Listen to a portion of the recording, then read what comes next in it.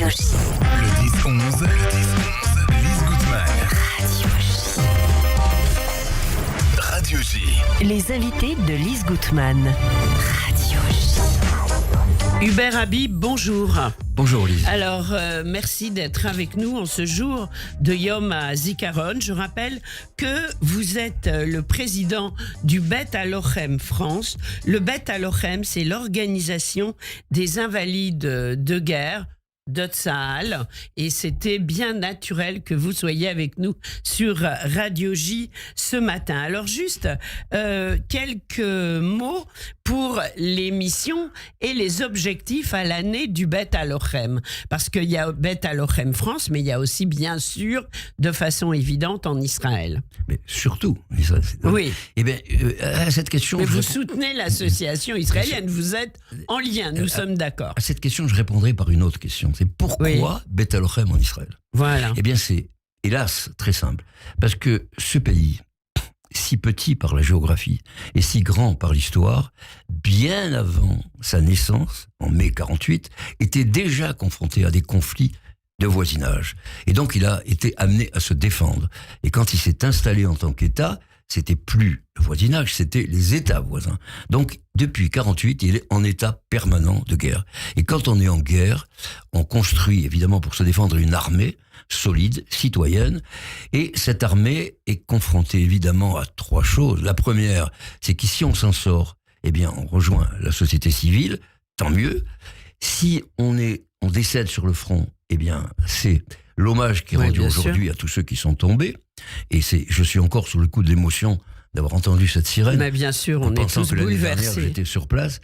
Et la troisième situation, c'est de revenir blessé, amputé, enfin meurtri dans sa chair ou dans son esprit. Ou dans son esprit. Et on parlera justement de la pathologie nouvelle qui est apparue après les guerres de Gaza et du Liban. C'est la pathologie de post-trauma. Et voilà, donc il a fallu construire des centres pour accueillir ces soldats et permettre de se reconstruire, de retrouver une dignité dans la vie civile et surtout de se réhabiliter. Alors, ils se réhabilitent dans deux directions. La première, par l'art, parce qu'il y a des ateliers de peinture, de sculpture, de danse, etc. Et la deuxième, qui est la plus importante, c'est les réhabilitations par le sport. Comme ils sont en général assez jeunes, c'est des anciens sportifs, donc là, ils retrouvent dans ces centres toutes les possibilités matérielles pour pouvoir retrouver le sport jusqu'à haut niveau. Oui, jusqu'à haut niveau, puisqu'il y a eu une participation aux derniers Jeux Olympiques. Absolument, d'ailleurs, que nous avons marqué par une grande soirée. Aux Paralympiques, excusez-moi. Oui. Marqué par une grande soirée l'année dernière, en 2024. Et alors, je vais vous dire quelque chose d'assez extraordinaire. L'équipe valide des Jeux Olympiques l'année dernière a gagné 7 médailles. Et l'équipe des invalides a gagné 10 médailles. Ouais, c'est incroyable. 7, 10. Ouais. Ça rappelle quelque chose, comme coïncidence, voilà. Et donc, nous avons accueilli... Ah oui, carrément. Voilà, c'est ça, c'est extraordinaire. Et nous avons accueilli deux athlètes parmi eux qui sont venus avec des médailles, dont un qui est un Druze, qui a gagné donc une médaille de bronze à l'aviron. Voilà. Et donc c'est pour ça que cette espèce de résilience, de détermination, cette rage de vivre, de vouloir comme les autres, eh bien, il le gagne justement par cette réhabilitation sportive, entre autres. Alors, justement, donc, depuis le 7 octobre, il y a eu une nouvelle arrivée supplémentaire de blessés, et même de blessés graves, dans la tête comme dans leur corps. Et absolument, il y en a plus, pour le moment, je n'ai pas le chiffre à aujourd'hui, mais on est déjà à plus de 6300. Qui vont. Alors, donc, on est en rapport avec les hôpitaux, parce que j'en profite pour rappeler le parcours. Voilà, quand un militaire, qui soit d'active ou de réserve, tombe au front, il est, vous savez que c'est l'éthique judaïque, hébraïque, on laisse jamais un blessé. Donc, on le prend, y compris au péril de la vie des sauveteurs, on l'amène dans un hôpital le plus proche, et tout le monde sait évidemment la qualité et l'excellence des soins en Israël. Donc, il est soigné. Et lorsqu'il est soigné, il y a un collège de médecins qui décide de son pourcentage d'invalidité. Et par rapport à ça, il est donc dirigé, il n'est pas obligé, mais il peut venir fréquenter les centres de Bet Halochem pour se réhabiliter. Voilà. Parce que ces centres en Israël permettent aux blessés, aux invalides, etc., de retrouver un équilibre physique, psychique, comme on le disait, de retrouver presque une vie normale. Et une place dans la société. Et on les réintègre dans la société. Ça, c'est important absolument, de le dire. Absolument. Ouais. C'est pour ça que c'est unique. Je me suis baladé un peu de partout dans la planète. Il n'y a pas un pays qui prend en charge un soldat depuis le front jusqu'au retour à la société. Oui, c'est ça. Y compris aux États-Unis. Et donc Israël le fait depuis des années, et même avant la création de l'État, le Beth Alochem. Alors, comment est-ce que ces soldats meurtris vivent ce jour du souvenir de Yom HaZikaron ? Et oui, ils le vivent intensément. Oui. Parce que dans chaque centre de Beth Alochem, j'en profite pour vous dire qu'il y a aujourd'hui 4 centres. Magnifique. Le siège à Tel Aviv, Jérusalem, Haïfa, Beersheba. Donc du nord au sud, c'est important. Tout à fait, ça c'est un maillage géographique. Et aujourd'hui, c'est pour ça que justement nous sommes très attentifs en ce moment, il y a en construction, en chantier, le centre d'Ashdod, dont la construction a été retardée parce qu'il a fallu rajouter un pôle justement pour les post-trauma. On va en reparler. Alors, aujourd'hui, dans chaque centre, il se recueille. Mais il se recueille avec une certaine dignité et avec un courage extraordinaire, parce que quand ils ferment les yeux et qu'ils se rappellent, quand ils ont été blessés, qu'ils ont perdu à côté d'eux leurs frères d'armes et leurs copains, quand je les regarde, franchement, c'est absolument extraordinaire. Et je vais vous raconter quelque chose que j'ai vécu l'année dernière, qui m'a beaucoup frappé. J'étais donc à la cérémonie du Yom HaZikaron, derrière justement des soldats en fauteuil roulant. Eh bien, au moment de la sirène, j'ai vu un des soldats en fauteuil roulant qui tentait très discrètement de se mettre debout. Et il n'arrivait pas, il retombait, il revenait. Écoutez, ça m'a ça m'a interpellé, cette espèce de volonté de vouloir revivre leur vie antérieure. Voilà.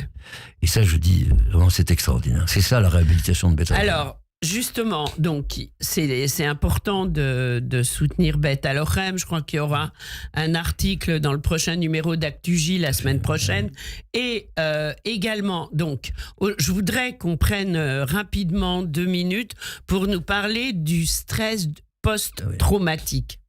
Alors ça, c'est une pathologie nouvelle qui est arrivée, parce que ce conflit est un conflit un peu particulier, parce que on lance des soldats pratiquement dans l'inconnu. Il n'y a pas d'armée frontale.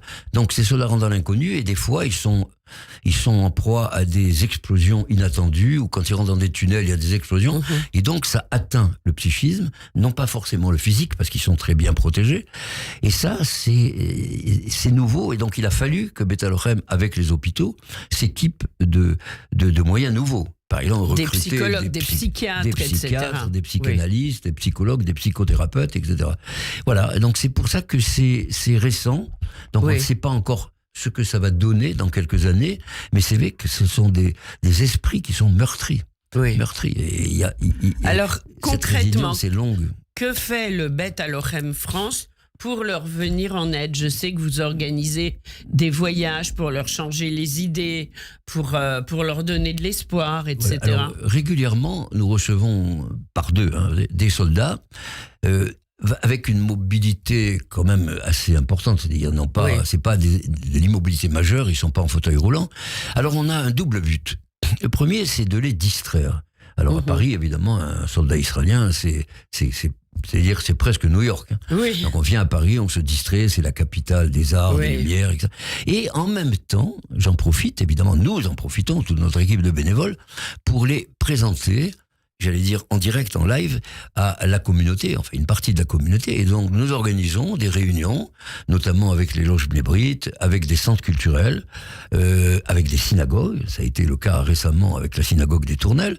Et puis, au mois de juin, nous recevons 2 soldats et nous allons les présenter à la communauté de Bordeaux, dans une grande soirée avec un concert. C'est bien. Voilà, donc j'essaye de réunir une photographie de la société juive, de la communauté juive de France, et de les présenter. Et donc ils racontent leur parcours, et les gens de la communauté leur posent des questions. Alors leur parcours, c'est comment j'ai été blessé, comment j'ai été soigné, et comment, grâce à Beth Alochem, j'ai pu retrouver. Bien sûr. Beth Alochem, vous savez comment il appelle une deuxième maison. Oui. Et vous savez ce qu'ils disent quand ils sont interviewés, ça m'a frappé. Je me dépêche d'être guéri et de retourner au front. Voilà, c'est Ouais. extraordinaire. Ça veut tout dire. Ouais. Alors, vous avez un site qui est très explicite où on voit toutes vos actions. C'est BET, BEIT, ça s'écrit HALOCHEM.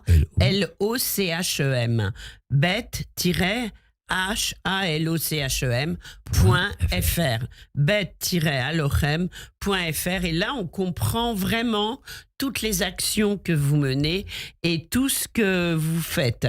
Hubert Habib, tout cela est très important. Le site permet de soutenir les actions aussi, tout en les comprenant, du Bet Halochem France, mais également du Bet Halochem en Israël. Bien sûr. On retrouve tous les sujets que vous venez d'évoquer avec nous, pour nous ce matin sur Radio J. Je sais qu'il y a prochainement un voyage qui sera organisé. On va pas trop en dire à l'antenne, mais je sais que vous nous ferez l'amitié de revenir sur Radio J. Le studio vous est bien sûr ouvert Merci. quand vous le souhaitez. Et je ne peux pas vous souhaiter un bon Yom HaZikaron parce que ça, c'est pas possible. Mais je vous souhaite un bon Yom HaAtzmaut puisque ce soir, on va enchaîner avec la journée de l'indépendance. Et ça s'appelle l'éthique biblique. C'est-à-dire, on ne peut pas rester dans le deuil et dans Oui. le recueillement. Ça ne veut pas dire qu'on oublie. Non, pas Mais du tout. il faut immédiatement après couvrir ce deuil par de l'allégresse, par de la joie.